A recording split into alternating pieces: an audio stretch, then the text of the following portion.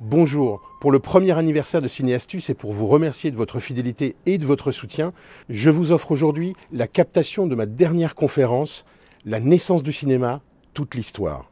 Alors prenez le temps, profitez-en bien, bonne fête à tous.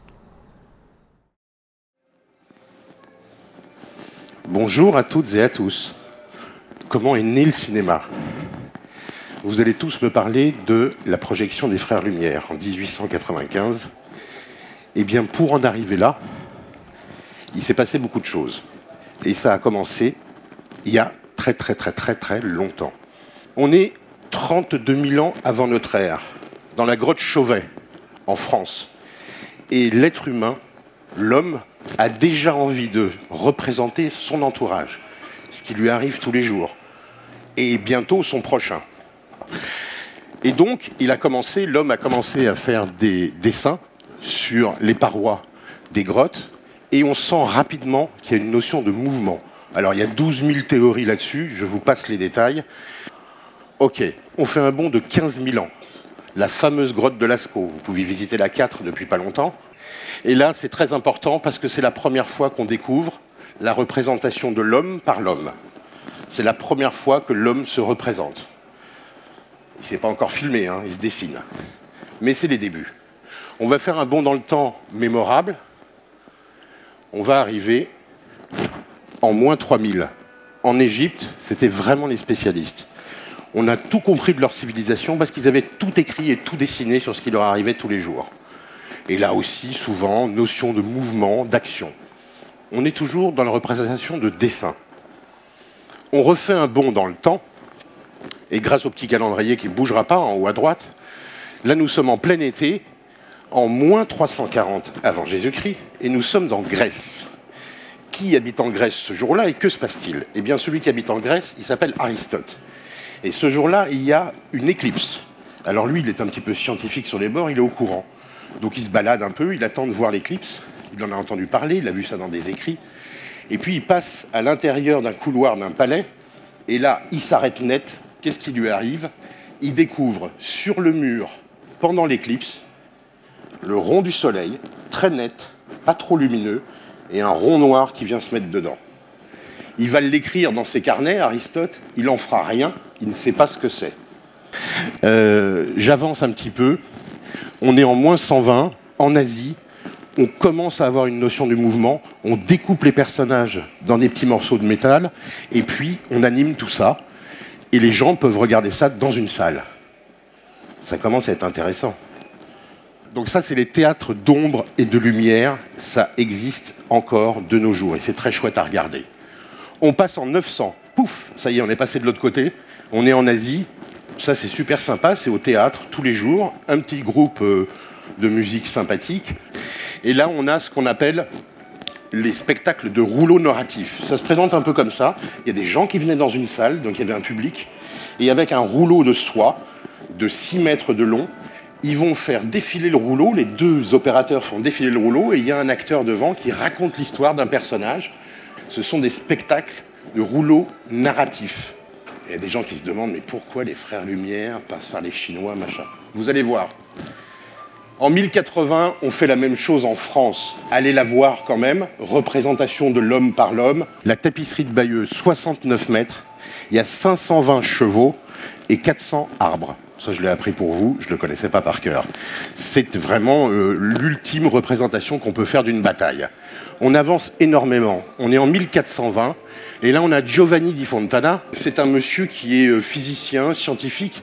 Il a l'idée de faire une petite lanterne avec une bougie à l'intérieur, et les parois sont en verre, mais il glisse des petits vitraux qui ont été peints à la main, et il s'est aperçu que s'il les met à l'envers, qui décide un petit diable, quand il y a quelqu'un qui passe comme ça contre un mur, on voit une projection. Il file ça à des potes curés qui sont dans des églises. Je peux vous assurer que le dimanche d'après, tout le monde est à la messe. Parce qu'ils font passer des espèces de diables derrière l'autel. C'est assez impressionnant à l'époque. On n'a plus à le présenter, Monsieur Léonard de Vinci, qui va réussir à expliquer le principe qu'on appellera après la caméra obscura. Alors, qu'est-ce qui s'est passé pour lui ?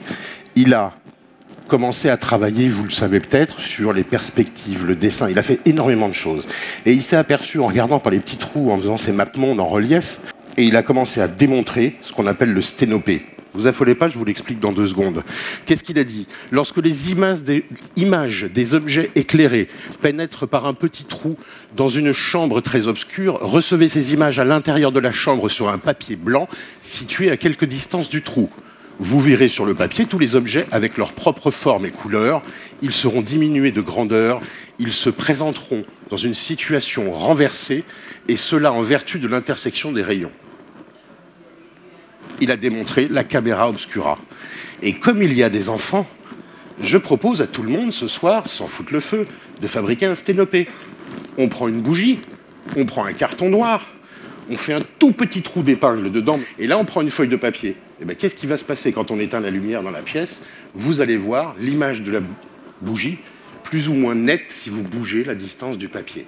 Vous aurez fabriqué un sténopé, et donc Léonard de Vinci l'avait écrit, l'avait remarqué. Il faut préciser, j'ai oublié, qu'il avait lu les écrits d'Aristote. Tout n'est pas venu tout seul.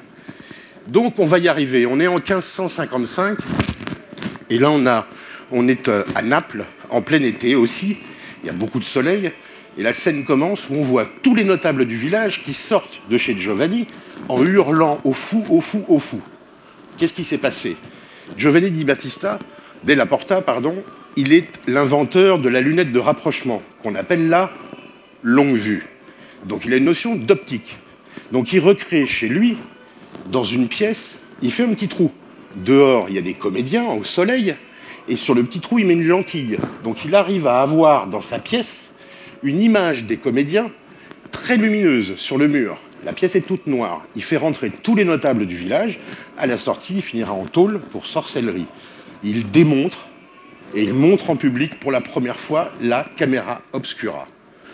De 1550 à 1750, et là je vais choquer les plus anciens d'entre vous, et surtout ceux qui ont une culture de l'art, les plus grands artistes peintres vont utiliser la chambre noire pour faire les bases des tableaux. Mais voilà le principe. Ils déplacent des cabanes où ils font des dessins et des tableaux face à des décors où ils sont, avec le principe de la camera obscura. Et un monsieur va l'avouer peu de temps avant sa mort, Vermeer. Non, j'ai pas dit la laitière, j'ai dit Vermeer.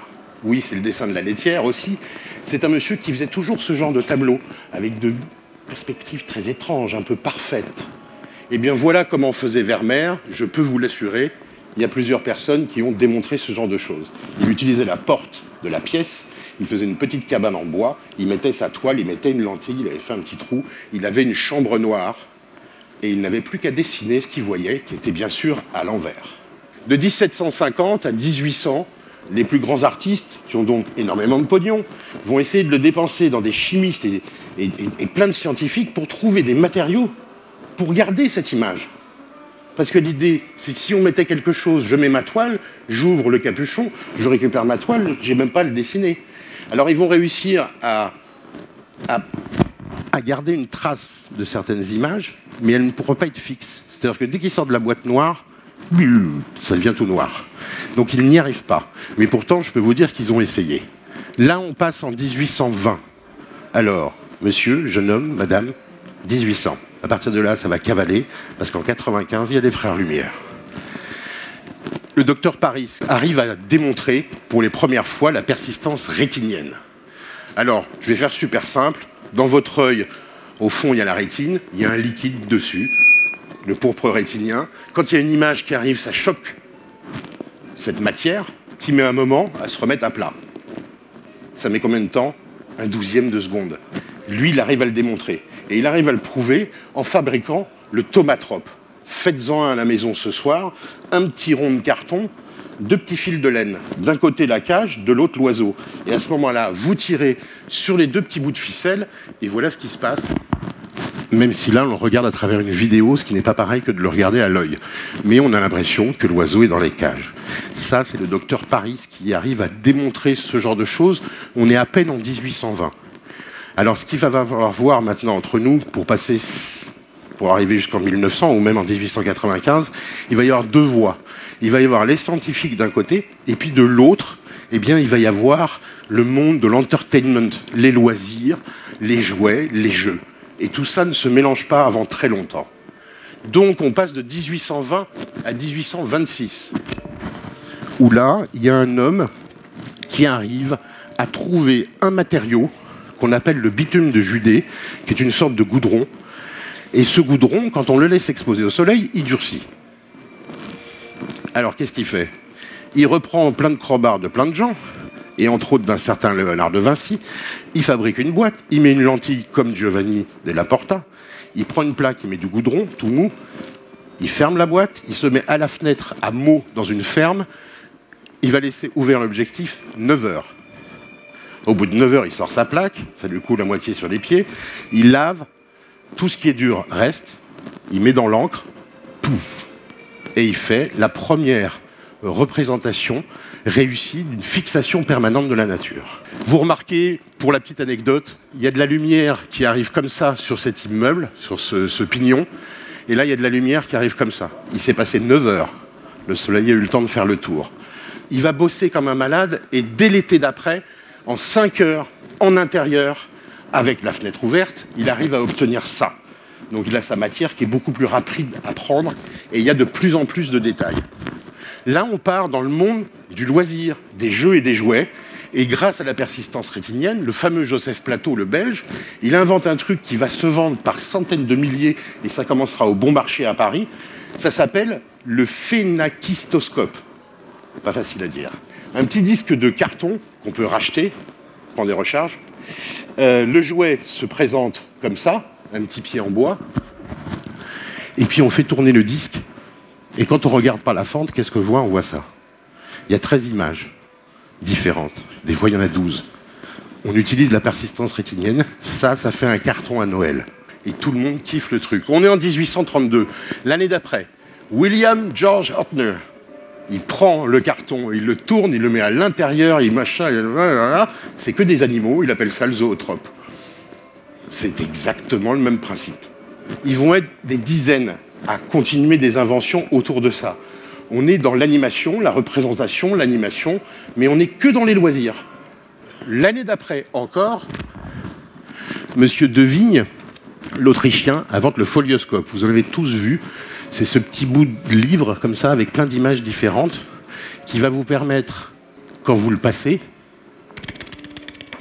vous voyez une animation. Et alors pour les enfants d'âge moyen, vous deux là-bas, quand vous rentrez à la maison, vous allez direct dans le bureau de papa et maman, vous leur piquez un paquet de post-it et vous allez dessiner un petit bonhomme qui traverse l'image, qui saute, et ça, ce serait parfait. Vous allez pourrir le carnet. On avance en 1839, reprise des travaux de Nicéphore Niepce, c'est-à-dire le monsieur qui avait fait le bitume de Judée. Lui, daguerre, il bosse. Il bosse sur des nitrates d'argent, des sels, des choses qui sont beaucoup plus sensibles. Voilà son appareil. On a déjà un système de coulissement à l'arrière, parce que quand il va mettre sa plaque avec des nitrates d'argent qui sont beaucoup plus sensibles à la lumière, il va pouvoir faire le point, reculer et avancer. Ça sera un soufflet plus tard. Qu'est-ce qu'il fait? La première impression qu'il fait, il est boulevard du Temple au 6e étage dans une chambre de bonne, et il va exposer 6 minutes. C'est pas beaucoup. Il arrive à obtenir ça, et là, il regarde assez longtemps, il se dit, fichtre, il n'y a plus personne dans la rue. Il y avait un paquet de monde, il y a des charrettes, des gens qui marchaient dans tous les sens. Mais oui, parce que si une petite chariote avec des chevaux fait le tour, là, même en 1 minute, c'est ridicule. C'est un 1/6 du temps de l'image, on la voit pas. Et elle met moins d'1 minute, d'ailleurs. Juste, à force d'observer, qu'est-ce qu'il remarque? Eh bien, ici, on a, quelques 15 ou 20 000 ans plus tard, la première photo de l'homme par l'homme. C'est le premier homme qui a été, entre guillemets, photographié. On ne dit toujours pas la photographie. Ça, on le doit, pas à la Cité des Sciences, mais à l'Académie des Sciences de l'époque. Ils se sont gratté la tête. Photos, lumière, graphie, dessiner la lumière, photographie, ça vient assez rapidement. Donc ça y est, on sait fixer une image. On a des temps de pause très très rapides. Un temps de pause, ça veut dire, je fais ça, ça. Et ça y est, ma pellicule, ma plaque est impressionnée. Donc on a un monsieur extraordinaire, Jules-Étienne Marais. Oui, il a fait le fusil, mais avant de faire le fusil, il fait des photos comme ça incroyables. parce qu'il y a des temps de pause très très courts. C'est la première fois qu'on peut décomposer le mouvement humain. Mais il s'occupe que du mouvement, ce monsieur. Donc il fabrique son fameux fusil, on remplace la cartouche par une plaque sensible, et il arrive à faire 12, 15, 16 pauses quasiment en un instant. Donc avec un animal qui va vite, il va le décomposer le mouvement. Et ça, ils vont le faire, c'est les scientifiques, eux. Ça ne les intéresse pas d'animer le truc. Et ça va continuer pendant plusieurs années. Là, c'est très important. On retourne dans le monde du spectacle. On est en 1876. Il invente d'abord le praxinoscope. Le jeu, beaucoup plus classe. Toujours acheté au bon marché, le premier exemplaire. Une lampe, une lanterne, mais qui renvoie de la lumière dans deux directions. Une, il y a un personnage. L'autre, il y a un décor. Des fois, il y a deux personnages différents. Il y a une notion vraiment d'animation, parce que si vous regardez, je vous ai retrouvé une repro de la plaque du personnage, qui est sur fond noir, pour ne pas diffuser de décor et pouvoir diffuser le décor à part. Mais voilà, on a une notion de mouvement, et donc là on commence à faire des petites projos à la maison sympathiques, on met une petite paire de rideaux, on appelle la famille, et c'est un peu 15 fois la même chose, je suis d'accord. Ils n'avaient pas d'iPhone. C'est Monsieur Reynaud. Et là, il planche dans son atelier, et il met au point un truc absolument monstrueux, plus de 800 dessins faits à la main sur une gélatine, donc transparente. Il va faire des animations, les spectacles durent jusqu'à 50 minutes, c'est sur les grands boulevards. Et alors que les Frères Lumière seront encore en train de produire des films, on pourra aller voir ça sur les grands boulevards à Paris. C'est un truc complètement à part du cinéma, et ça a continué très longtemps. Les spectacles d'Émile Reynaud. Et à qu'est-ce qu'on lui doit ? C'est que cette grande bande de gélatine sur laquelle il a fait ses dessins, et Dieu sait s'il s'est fait chier à les faire, il fallait bien qu'elle avance. Ah, qu'est-ce qu'on lui doit ? On lui doit ça, la perforation. Il a pensé à faire des trous, à mettre des roues dentées pour faire avancer sa pellicule. Voilà Monsieur Reynaud. On va encore plus vite. 2 ans après, un Anglais, Muybridge, c'est un grand fan aussi du mouvement. Sur des champs de course, il installe sa cabane à frites, comme ça, avec des systèmes de rappel, de fils de laine, de machin, de trucs. Il y a 24 appareils photographiques. Comme c'est étrange. Et donc l'animal va passer, va couper des fils de laine et va s'auto-photographier lui-même. Donc il va obtenir des planches comme celle-ci. C'est la première fois que scientifiquement, enfin, on arrivera visuellement à démontrer qu'un cheval, au galop, a les 4 pattes en l'air à un moment. C'est ça qui l'intéresse. C'est ça qui intéresse la communauté des scientifiques. Ça que je vous ai fait, qui s'appelle un GIF, ça ne l'intéresse pas du tout. Ils n'ont même pas envie de remettre ça dans les jeux de Reynaud ou de machin. Non, c'est 2 mondes complètement différents. Ici, on est avec George Eastman, un assureur à New York qui est bourré d'oseille, qui n'a rien à voir avec tout ça, mais il investit dans cette histoire de photographie. Il fait développer les choses très très vite, et il obtient vraiment la gélatine, la pellicule qu'on a eue et qu'on a encore des fois dans les mains. Et il fonce aussi pour trouver un nom. La légende dit que pendant un barbecue un week-end, il a demandé à des potes un nom farfelu que tout le monde peut prononcer dans le monde entier, mais qui ne veut rien dire, Kodak. Et là, il arrive à produire en un nombre d'exemplaires incroyable cet appareil photographique assez compact dans lequel il y a 120 poses. On n'a pas fait mieux depuis, en numérique bien sûr, mais en pellicule, on n'a pas fait mieux. On est simplement en 84.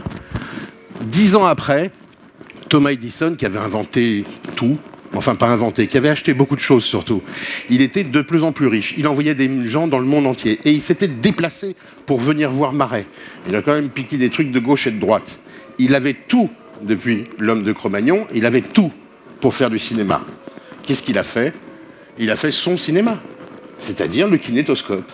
Alors c'est quoi ? Il y a de la pellicule, il y a de la gélatine, il y a des perforations, on a une caméra, on va la voir après, et donc une fois que le film est fini, on le met là, 23 secondes, on ferme la porte, on met $1 dans le cochon, et hop, ça démarre et je regarde. Et je vois un film. Je vois un film. Non, je vois un kinétoscope. Et c'est génial. Donc voilà un des premiers kinétoscopes. C'est pas hyper passionnant, je sais. Ce qu'il faut savoir, c'est qu'il fallait se déplacer devant la caméra. La caméra ne se déplaçait pas, 235 kilos. Le studio, il n'y en avait qu'un seul. Il était aux États-Unis, et c'est la Black Maria. Certains ont entendu parler. La Black Maria, c'est le premier studio de cinéma au monde. Et regardez bien, truc absolument génial, le rêve de tous les directeurs de production, un rail circulaire. Il y a 2 sbires toute la journée qui tournent le studio pour qu'il reste face au soleil. pas mal. Pour la production, ça c'est chouette, c'est à retenir. On peut tourner toute la journée. Mais il arrivait, voilà l'intérieur du studio, une caméra énorme, on peut même faire une prise de son à l'époque. Il fallait vraiment gueuler dans le cornet pour qu'il se passe quelque chose, mais on venait faire une scène devant la caméra. On ne pouvait pas la déplacer. Et puis on a remarqué autre chose, c'est qu'on était un à regarder. Alors il y a un certain Antoine Lumière, le père. Le père qui a des sous, qui a le savoir, et qui a poussé ses deux fistons déjà à plancher sur la photo couleur. Et le Antoine, il a dit, j'ai vu le kinétoscope, je l'ai vu, il est venu en Angleterre, il y a un truc à faire. C'est énorme, on ne peut pas le déplacer, ils sont qu'un à regarder. Et quand je vais sur les grands boulevards voir Reno, il y a 300, 500 personnes dans la salle. Faites-moi un truc où on est 300 ou 500 dans la salle avec un kinétoscope. Ils vont plancher sous le truc. Et d'ailleurs, on y arrive enfin, ce qu'on a tous appris à l'école, la fameuse projection publique. Il y en a eu 6 avant. Et les projections, les 5 premières, c'était des projections pour présenter la photographie en couleur.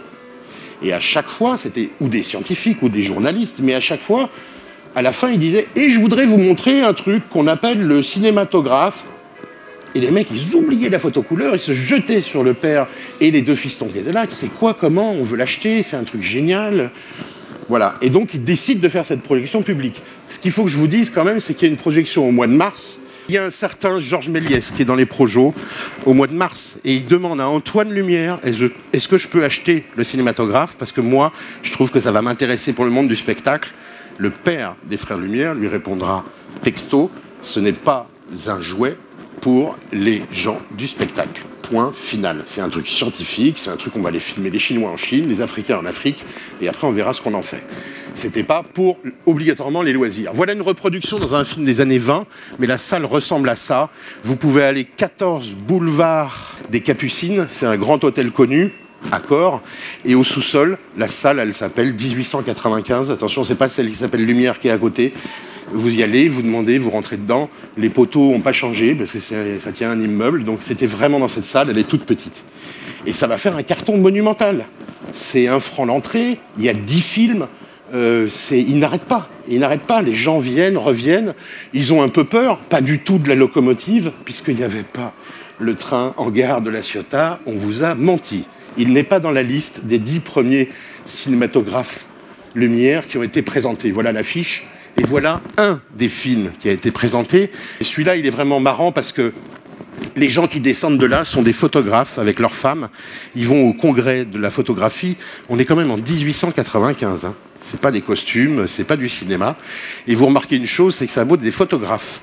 Ils sont face à quelqu'un qui a un truc en bois et qui fait ça. Personne ne regarde, personne ne s'intéresse. Donc c'était assez étonnant, c'est nouveau. Ils ont réussi à filmer des trucs incroyables. Qu'est-ce qu'ils écrivent sur l'affiche? Je vous laisse le lire, il faut qu'on aille très très vite. Cet appareil inventé par Louis et Auguste Lumière permet de recueillir par des séries d'épreuves instantanées tous les mouvements qui, pendant un temps donné, se sont succédés devant l'objectif et de reproduire ensuite ces mouvements en les projetant en grandeur naturelle devant une salle entière, leur image sur un écran. Ça s'appellera donc le cinématographe. C'est pas complètement la fin, mais on n'est pas loin de la fin. Il faut que vous sachiez une chose, cette caméra, elle est grosse comme ça, elle pèse 2,4 kg. C'est du bois de merisier, il y a une petite mécanique dedans. Il y en a eu à peu près 400 de fabriqués qui font 3 fonctions. C'est-à-dire que cette caméra, je filme, après j'enlève le pied, je le mets sur un support, je mets une bassine, je reprends mon négatif, je le mets, je développe. Après, je prends ma caméra, je le remets sur un pied, j'ouvre à l'arrière, je projette. Ça n'existe pas. En pellicule, ça n'existait pas. Oui, d'accord, avec mon téléphone portable, je prends des photos et bientôt je vais projeter sur le mur, mais on n'y est pas encore. Donc c'était ça l'idée de génie. C'était pas d'inventer le cinéma, tout était là, mais c'était la manière de présenter la caméra et donc de se balader à travers le monde. 400 modèles comme celle-ci, il y en a 57 ou 58 dans le monde. Elles sont quasiment toutes parties aux États-Unis dans des grands studios, des grands réalisateurs et des grands producteurs. Ça coûte très cher. Ça, c'était un petit rajout. Voilà le monsieur, moi, qui m'intéresse. Voilà le monsieur qui a inventé le cinéma que vous allez voir au cinéma tout à l'heure. La fiction. Oui, il y a eu l'arroseur arrosé. Oui, d'accord. À un moment, ils ont pété les plombs, les frères Lumière. Ils ont fait un film genre drôle, un truc qui n'a rien à voir, qui n'est pas scientifique. Et lui, par contre, il va s'acheter une mécanique de cinématographe en Angleterre. Tout le monde copie. De toute façon, c'est pas déposé à mort les brevets, donc tout le monde se fabrique son cinématographe. Il revient avec une mécanique et il revient à Montreuil-sous-Bois, qu'on appelle Montreuil tout court maintenant, et il va commencer à construire un studio, parce qu'il est au courant de la Black Maria, sauf qu'il trouve que c'est idiot de le tourner, de le faire tout gros, tout machin, mais il a dessiné une serre. Et là, c'est encore plus impressionnant que la Black Maria, parce que je peux vous dire que ce studio qui était à Montreuil, maintenant il y a une plaque devant un immeuble, ce studio est exactement configuré comme les plateaux de cinéma du monde entier encore aujourd'hui. L'entrée pour les acteurs, les décors derrière, le chef-op, le machin, la cantine, tout était là. Il va tourner 520 films en 16 ans. On n'en a retrouvé que 210 de nos jours, mais enfin, comme il y en avait que 173, je crois, dans les années 70, il y a encore un espoir. Mais il a détruit une grande partie de son œuvre. Il est là, avec ses équipes, il fabrique les décors. Ici, il fait ce qu'on peut appeler le premier storyboard. C'est-à-dire qu'il veut absolument que son équipe comprenne et le décor et ce qu'il va faire. Et donc, je vais vous montrer le film qui s'appelle L'homme à la tête de caoutchouc. On n'est pas loin de la fin, vous inquiétez pas. Regardez bien. Première chose que je dis, on est 13 ans avant Charlie Chaplin. Je vais le répéter 2 fois, vous allez comprendre pourquoi. 13 ans avant. Là, il a besoin d'un fond noir. Pourquoi un fond noir? Parce que si je filme quelque chose de lumineux, mais que quelque part il y a quelque chose de noir, la pellicule n'est pas impressionnée. Donc je peux reprendre ma pellicule, la recharger sur ma caméra et impressionner dans cette zone de noir. Si j'ai repéré le noir, si j'ai repéré où étaient mes images avec les perforations. Et donc il a une zone de noir. Donc il va faire toute une comédie, et là il fait une colure. Regardez, attention, statue, clac, vraie tête. Le plus gros tour de magie du cinéma, c'est la colure. Et le soir, qu'est-ce qu'il fait? Il a rechargé sa pellicule, il est assis sur un siège, le studio est dans le noir, il y a une lanterne au-dessus de sa tête, il a un drap noir, et il y a des mecs qui le poussent sur son ordre et qui le ramènent. Plus il s'approche de la caméra, plus la tête grossit, plus il recule, plus la tête rapetisse. Sauf que vous imaginez dans la tête du bonhomme les timings. Au moment où il fait ça, lui, il se rappelle que c'est le moment où on doit le reculer. C'est le même négatif, on le repasse dans la caméra. Et en général, au rythme de 520 films en 16 ans, il ne les faisait pas 3 fois, les films. Donc ce film est fait d'une traite sur le même négatif. Je vous laisse encore en profiter. Alors, il y a des problèmes de fixité, parce que quand on repassait dans les perforations, ça faisait des trous comme des patates, et donc ça bougeait un peu. Le voilà donc en train de faire cette comédie. On est 13 ans avant Charlie Chaplin et on est 2 ans après les Frères Lumière. Regardez, il appelle un assistant qui s'avère être une assistante et qui à l'époque était vraiment son assistante mais elle est devenue sa femme.